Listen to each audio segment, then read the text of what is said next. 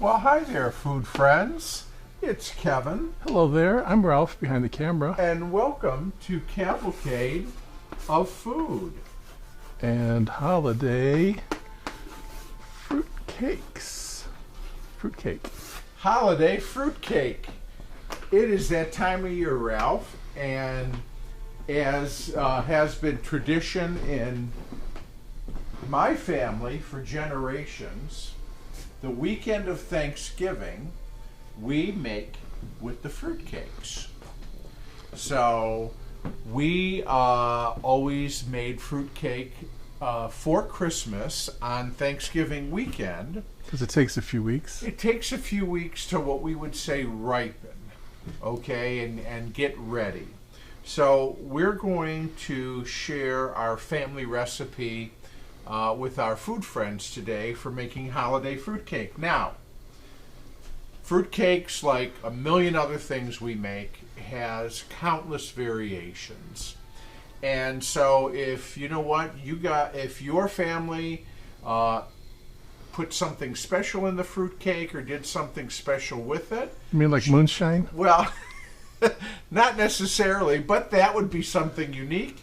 Anyways, if you want to share it in the comments. We love to hear from you. So you're saying people do things with fruitcake a little bit differently. Some people use different nuts, some people use different fillings, okay, or different fruits and things like that in there. This is what my mom and my grandma always made. This was their fruitcake, and this is the fruitcake that I continue to make. And I didn't think I liked fruitcake until I had Kevin's mom's fruitcake, and it's so buttery and rich. It's like, how could you not love it? It's sweet, but not overly sweet. It's got the nuts, but it's really very savory, buttery, sweet cake. Yeah, and not everybody likes fruitcake, and there are different kinds. There's dark fruit cakes, which are very dark dense in color.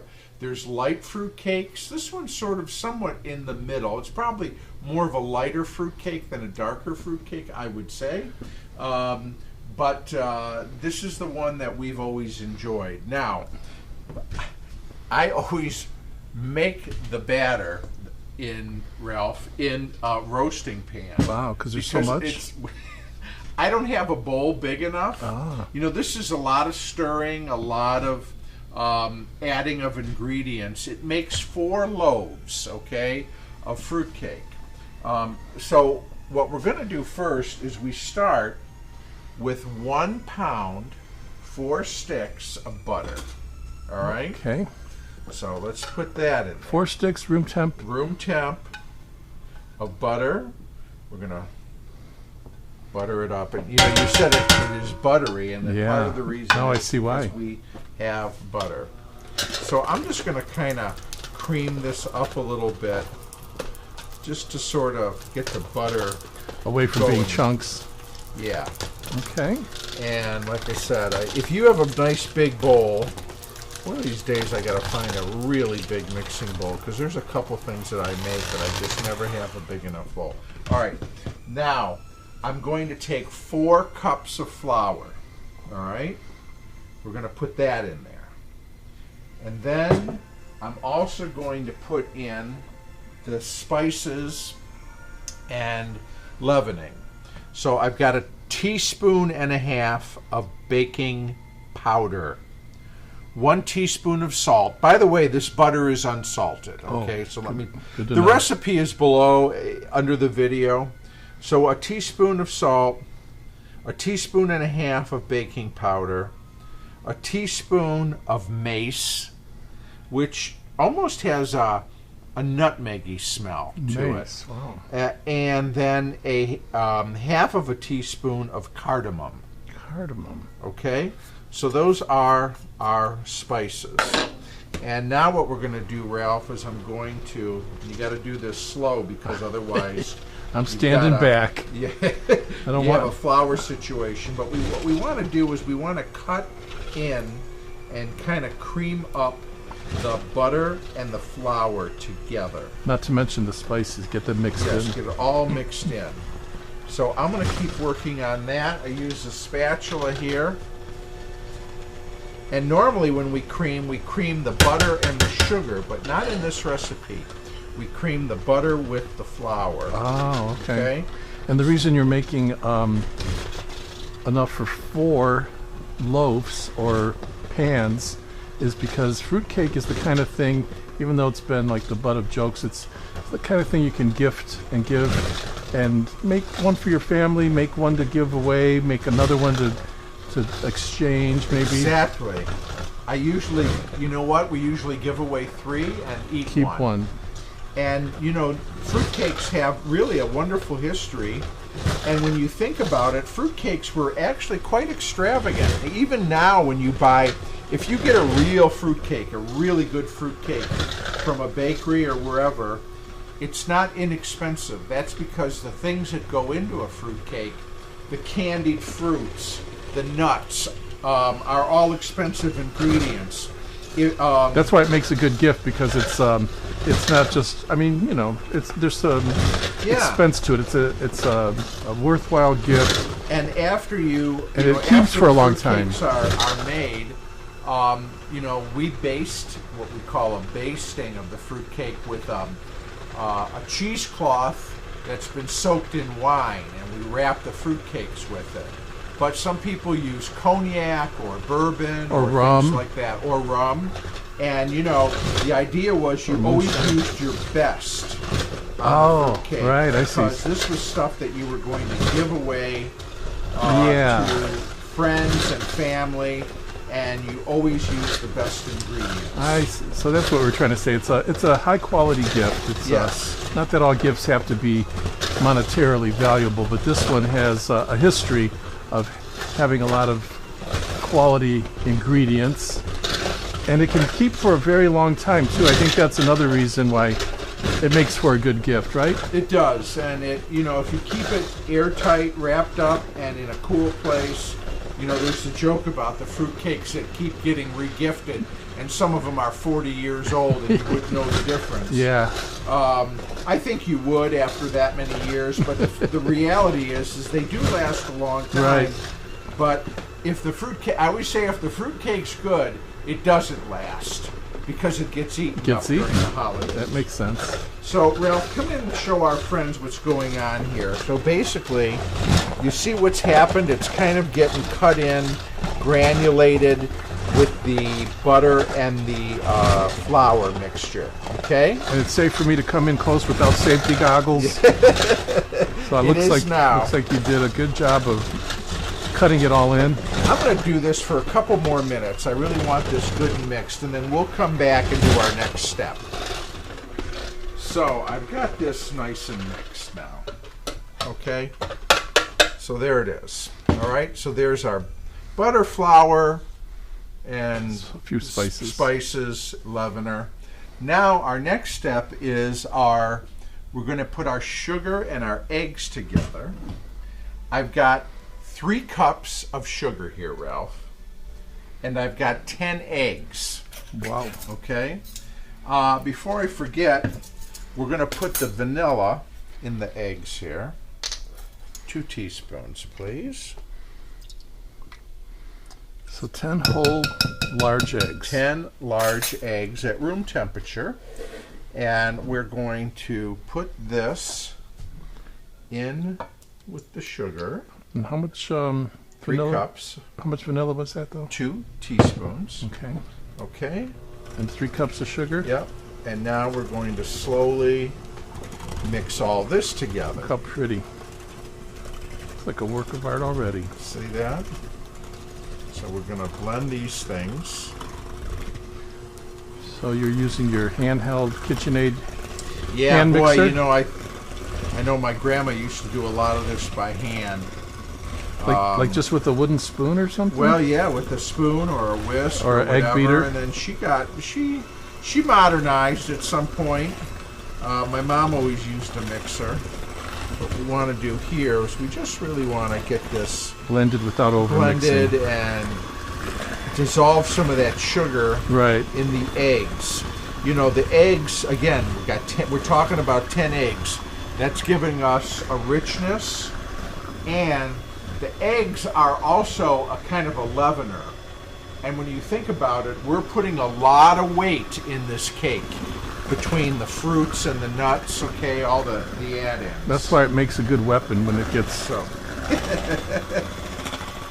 baked. All right, so now we've got that. So now what I'm going to do, Ralph, is we're going to take this and add it here. Give him a spatula.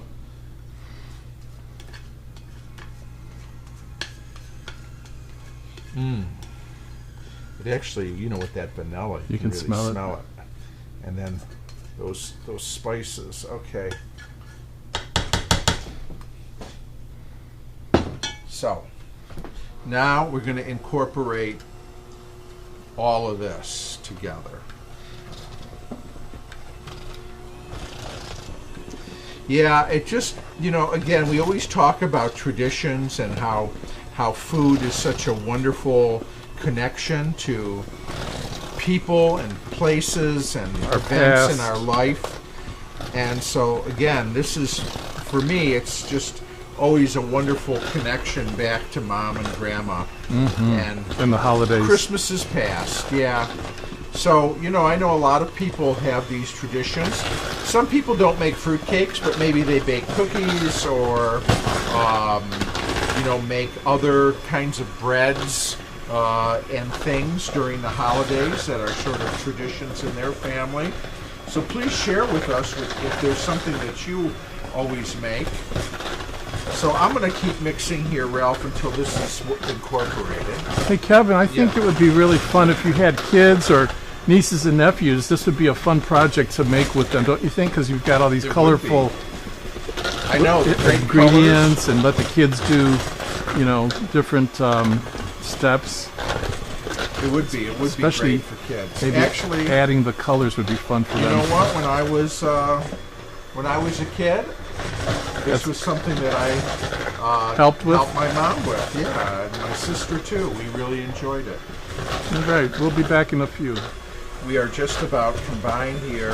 You're starting to smell the batter. Yes. You're really getting it's a combination of the butter and the vanilla and those spices. You know, mace and cardamom are really warm kind of, you know, spices. And I usually have to, I can't think of another time I use them. I usually just use them for this kind of thing. But they give it such a nice flavor. Okay. Now. Mace, especially when you get sprayed in the face with it. Oh, that's a different. That's a different mace. Okay. Okay, so now what we're going to do is we're going to add our fruits and nuts. So here's the thing, folks. This recipe calls for 2 pounds of kind of candied fruit. So you could make that whatever. Here's what I've got. I've got pineapple and then red cherries and green cherries. Now I'll tell you, before I started, and this was always my job as a kid, I cut the cherries in half and I cut the pieces of pineapple in half. Ooh. It helps distribute them better throughout the dough. Yeah. Because when you buy them, you buy them whole. Right, and you don't necessarily want to bite into a whole chunk of cherry that's so sweet. Yeah. And I mean, you are cutting the cake, but so I always cut them in half. That was Mom's trick, and Grandma's too. So I cut all of these been cut in half. Now, if you don't like the green cherries, don't use them. You could use more pineapple. You could use more red cherries. Some people may have seen what they call the citron, which is like a candied peel of orange and lemon. Oh, yeah, right. I don't use it, not because I don't like it, although it can be a little bitter, but Mom didn't use it. So you're going by tradition. I stick with her tradition. So, but you could use citron instead if you preferred that. But you want, of the candied fruit, you want about 2 pounds, okay? 2 pounds total? Total, all right? So however you want to do it. And that doesn't count these golden raisins? No, then we have the golden raisins. This is a pound of golden raisins, okay? So you could use the regular raisins, but the golden ones are fancier. Yeah. Don't you think? And they look beautiful. To me, they almost look like little jewels, you know? They're real, they're real nice. And then, over here, on a baking tray because I gave these a quick little toast beforehand. These are, I've got, you want basically 2 pounds of nuts. What kind? Okay. You can use all pecans, you can use all walnuts, or a combination of the two, which is what I've got, because I like both of them. Mm-hmm. So but you want about 2 pounds of nuts, okay? 2 pounds of nuts, and they go well together, walnuts and pecan. So that's what we're adding in. So what I'm going to do is I'm going to start putting in our fruit. So I'm going to start with the fruit. This stuff's really sticky if you've ever worked with it. And it's just, it's basically they take these fruits and they candy them by tossing them in a real heavy sugar syrupy glaze. But they are pretty. The whole thing is like, almost a nice fruit cake. Almost when you cut it, looks like a stained glass window. Ah, yes. You know what I mean? I was trying to think of an analogy, but I was thinking like a crown or something royal. But yeah, I think stained glass. That's a pretty analogy. So now that I'm going to put the nuts in next, but I just kind of want to get going with this a little bit because as the batter clings to the fruits, it will help keep them separate a little bit. Do you see why you need a big bowl to do this? Yeah. Not so much from everything I've done thus far. This is the part, one, that you kind of got to do by hand, and two, you need room to get in there with the spoon or the spatula, whatever tool you're using, to really turn this stuff over and inside out. If your bowl is too small, it's all over the counter. Or you'll end up with like clumps of fruit and it won't be as distributed as. And that's, you see how it's starting to kind of distribute out in different spots, because you want each slice to have a little bit of all of these goodies. Okay, I'm happy with that. Now in go the nuts. Now I know some people, if you wanted to, I don't do this, but you could reserve some of these pecans and you could put them on the top of the loaf before you bake them, and sort of decorate that way with them. Yeah, I've seen people do I've that. seen fruitcakes like that. I've done it a couple times, and what invariably happens is I either push them in too far or whatever, and they end up baking in, and you don't really see them. So I'm going to put the nuts in here, and the whole shebang. Yeah, and give this start kind of folding this all in. It's hard to stir, but you get the idea. Yeah, that's really going to be chock full of stuff, because you notice the the batter is kind of disappearing. Yeah, and you're seeing a lot of the nuts and the fruit. Candied fruit. Exactly, Ralph. And you know what? A good fruit cake, the least of it is the cake, and the most of it is the fruit and the nut. Do you know what I mean? Yeah. So that's really what makes it such a treat. Well, I like the buttery cakiness of it too, though, because that's, like I said, I never trusted fruitcakes. I always thought they were just this comedy prop until I had your mom's, and then I thought, boy, this is actually really tasty. And it was not just the nuts and the fruits, it was the cake itself, and really good with a nice cup of tea or coffee or a glass of milk after dinner. Or you can put it in a toaster or a toaster oven, warm it up. Ooh, I've never thought of that. And if it's not buttery enough, again, a pound of butter in here, folks. That's right. You can put some, I've put butter on it and have eaten it that way. Wow. And that's also delicious. Okay, I'm going to give this, see, this is really now so dense. And I'm getting a nice arm workout here. But it's worth it because this is going to just be beautiful. Yeah. And I can't wait. I already know who is getting some fruitcakes for Christmas this year. And see how he's out of breath? It's like mixing cement. It's like a cement. I bet this would be good spackling. Yeah, right. So you already know who Yeah. the designated fruitcakes are going to. To me, I mean, all gifts are very nice and thoughtful and things like that. But things that you make with your hands, there's something really special about gifts like that when Sure. you give them to people. And so, I couldn't agree more.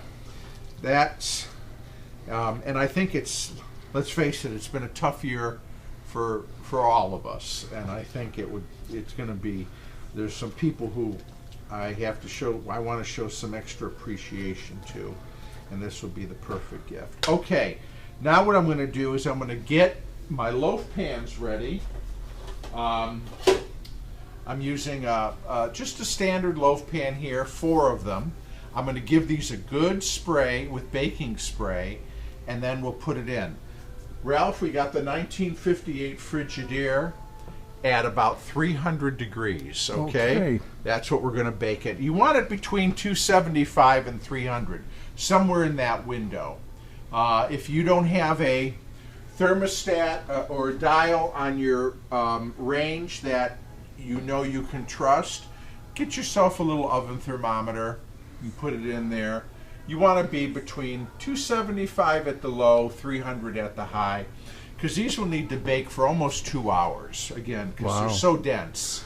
And then that's not even counting all the prep that goes into the cheesecloth and the wine or rum or whatever. Getting ready here. By the way, Ralph, this towel is damp. Oh, okay. And that is a great way to secure a bowl, or if anything you don't want to slide around on the counter, because see, this enamel is, it's smooth and the counter's smooth. So to keep things still, if you put it on a damp kitchen towel, you will have it stay put. Just a little kitchen tip there. Kitchen tip or life hack. Yes. So tell folks again how you prepared these pans. So you know what? I just sprayed them with baking spray, which is basically vegetable oil and flour mixed together in a can. If you don't have baking spray, you can grease and flour the pan the old-fashioned way, and that's fine too. All right. We're going to try to be even Steven about this and get the same amount in each. I guess if I wanted to, I could weigh it out, but I'm going to trust my eyes. Well, the pan itself kind of determines how much you're going to fit in there too. It does. And believe me, these pans have been around the block. Yeah, they look like probably you've tell. Had some fun with them. I baked a lot of bread and fruitcakes and banana breads and all kinds of wonderful stuff over the years in here. Okay.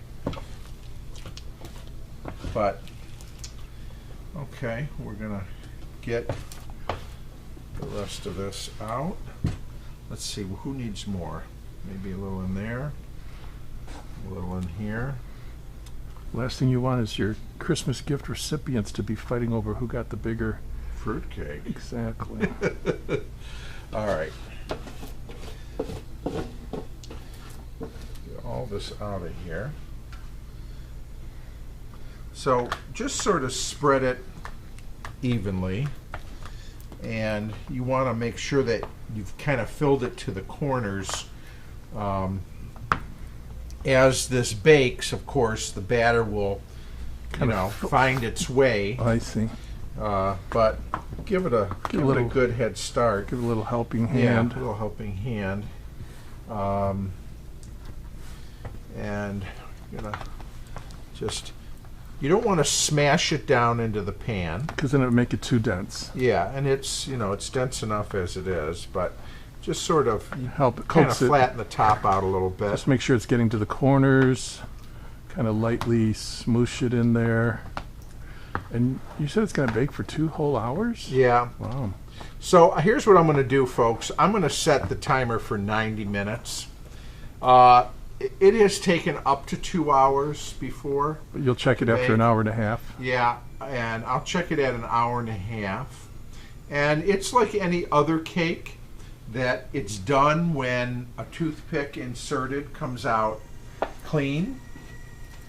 So That's how you'll know. So you'll do the test after 90 minutes? Yeah, which is and, well, an hour and a half. you know, part of it is, you know what, we use our eyes to see how they're doing, and if they're still very pale on the top, we might know that they have a little bit longer time to bake. But start monitoring it after 90 minutes. And if you think they could be done, give it the old toothpick test and find out for sure. Okay? Got it.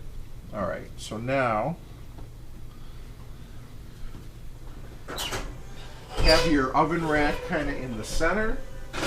1, 2, 3, 4. There we go. They're all in there. And we'll check them in 90 minutes. Making our holiday fruitcake. Okay, while we're waiting for the fruitcakes to bake, we're going to give you a little tour of the holiday windows that we created for the Cavalcade and give you a chance to see what it looks like from the outside. All right, Kevin just stepped out from... Yeah. Oh, there's the train. So this is the holiday kitchen window. Ralph makes the signs, which, gosh, it looks so great, Ralph. Thank you. And this is sort of, we're making cookies for Santa. There's a gas, that's the only gas stove I have, and I only have it because someone gave it to me.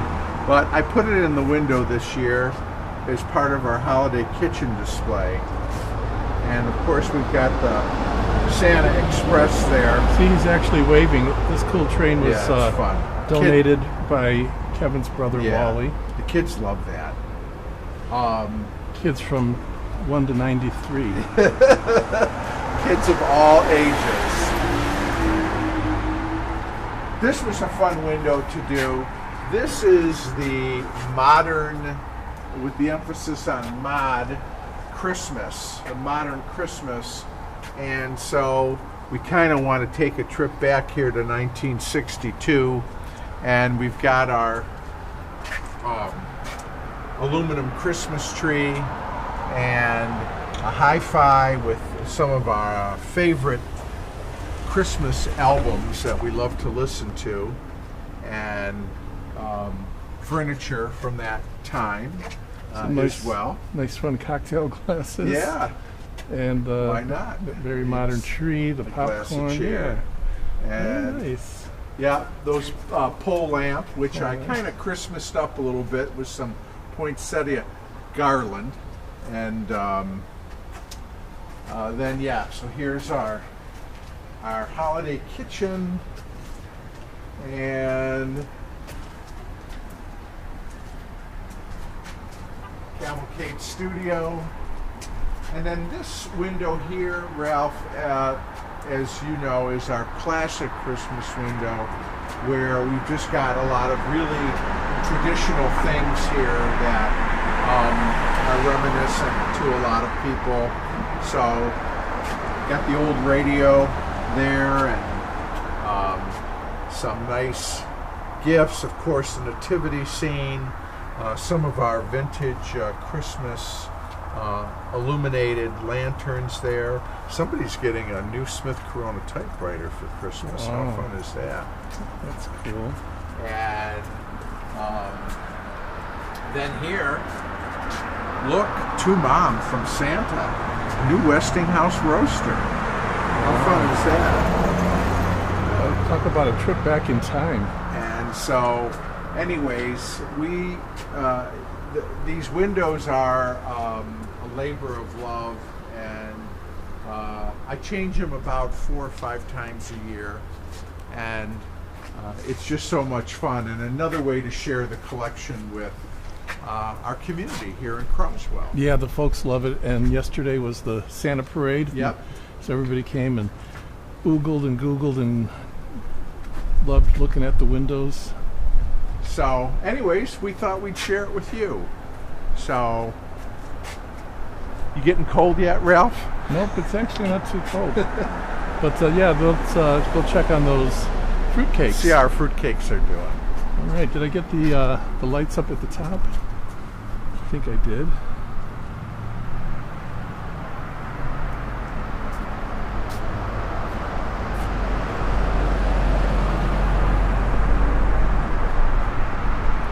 Okay. Happy holidays. Happy holidays. All right. Okay. After you.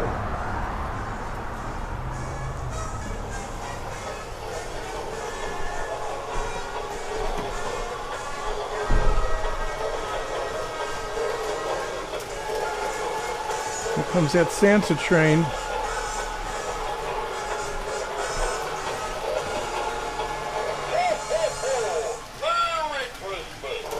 Whoa.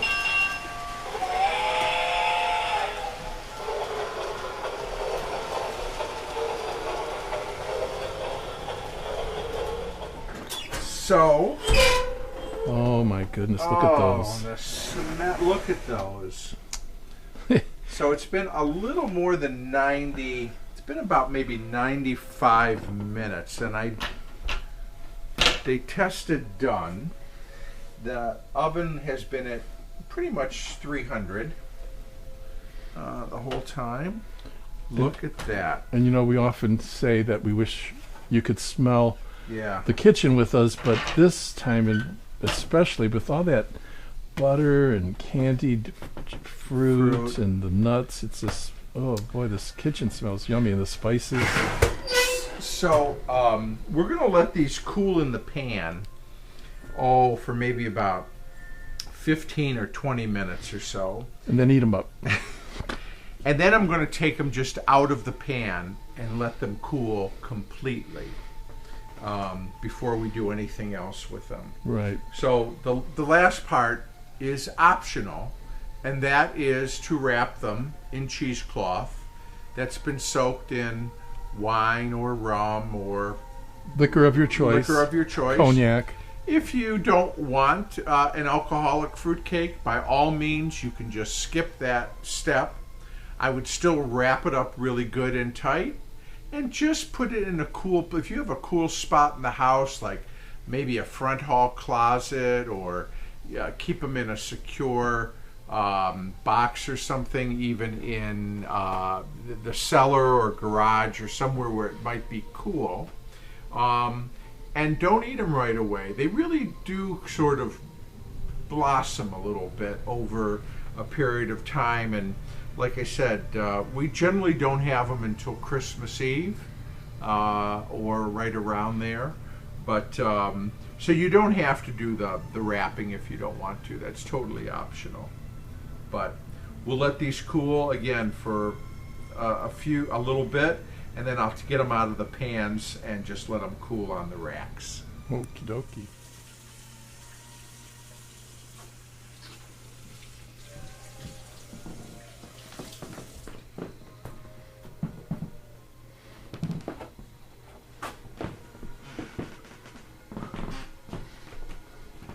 Just wanted to Isn't that a cool tree? show our friends this cool Yeah. baking themed Christmas My tree. buddy Richard gave that to me last year. Real cool. It was at a charity event. And Festival of course Trees. It's all, and it's all baking stuff, which is fine and fun. So, Ralph, look at our beautiful fruitcakes. They have been cooling on the rack. I took them out of the loaf pans after about 15 minutes or so. So golden brown. And and you can still just a wonderful smell. So here's the thing. You can stop right here. They're delicious. They'll be great. And wrap them up good and tight with plastic wrap, and then tin foil around it. Put them in a zip bag, whatever, so that it's a good, and keep them cool for a couple of weeks at least. And they're good to go. Again, traditionally, we would cut into these on Christmas Eve. And so what we'll do now is I've got some cheesecloth here, Ralph. So about this size. Okay. Is that easy to come by? Yeah, you can find cheesecloth at pretty much any housewares, hardware store, grocery store, houseware place. You can get it online. I get the unbleached. I happen to like that better, but it doesn't matter. And anyways, we're going to just do this here. I'm going to put this cheesecloth. I got some nice burgundy here, Ralph. Red wine. Yeah, red wine. And we're going to just let that soak in. And again, we talked about you could do this with rum, you could do this with cognac, you could do this with whiskey, bourbon, White wine. white wine. So I'm just letting this, I want this really to get saturated. And this is the first wrapping. Generally what we do is we do this twice because the wine will, the fruitcake will pull the wine into itself, okay, from the cheesecloth. And so after about 2 weeks, It's absorbed. it's absorbed, and what we do is we come back and we do this again. So do you take the old cheesecloth off and then No, put a we new use one? the same one. It will be somewhat drier, and we do this.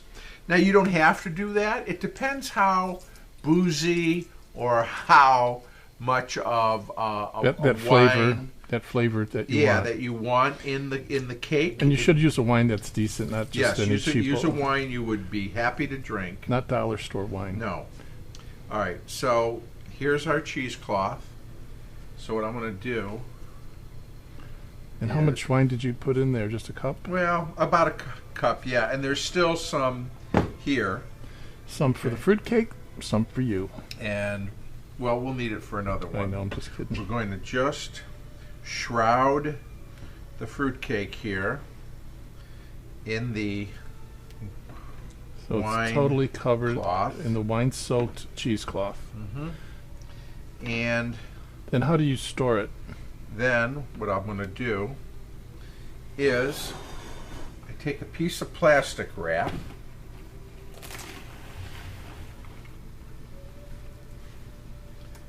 Like so. Oh, I see. You use a Okay. lot so that you can really Oh, yeah. make sure that it's They're nicely. really like this. yes. Let me tuck that. Let me tuck that cheesecloth in there. Okay, this really keeps that moisture in. And tightly conforming to the cake. Yes, and then I'll take some tin foil here, aluminum foil, and we will wrap it like Wow. so.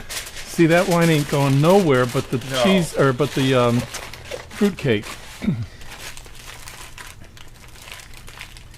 And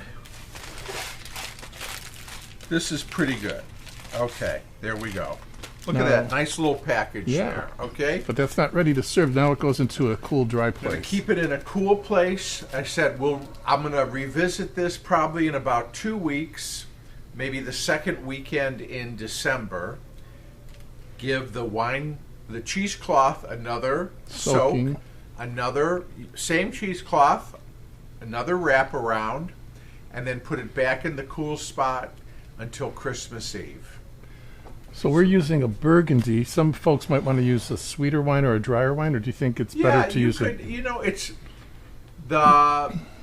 I'll tell you that it is because there's so much flavor going on in this fruitcake. The kind of wine you use, the subtlety, whether it's more or less dry, that is not super pronounced. You get a wine kind of it's in the background. I You see. know what I mean? Yeah. And it's like it could be, but if you want to use, say, a sweeter wine, a Riesling or Lambrusco. Lambrusco or something like that, you can. If you prefer, whatever wine you like, whatever you have on hand. You should just use that, or you can go ahead and use a liquor of some kind, whether it be a rum. You could either a dark rum, a light rum, again, bourbon, cognac, anything. Okay, or not at all. Or not at all. That's Or not at all. what we were saying. You could stop right here if you don't want to use any booze, or you could go with the wrapping of the cheesecloth soaked in your particular favorite booze. So you know what? We had a wonderful time sharing a family tradition of mine with you, and it means a lot to us that you spend some time here with our fruitcake recipe. Feel free to share your family tradition in the comment section, and we just are glad that we could have this time to make this fruitcake and celebrate the holidays with you. And we wish you all the best. We wish you and yours to stay safe and healthy and warm this winter. Absolutely. And you know what? We'll see you all back real soon here on Cavalcade of Food. Bye, everybody. Bye.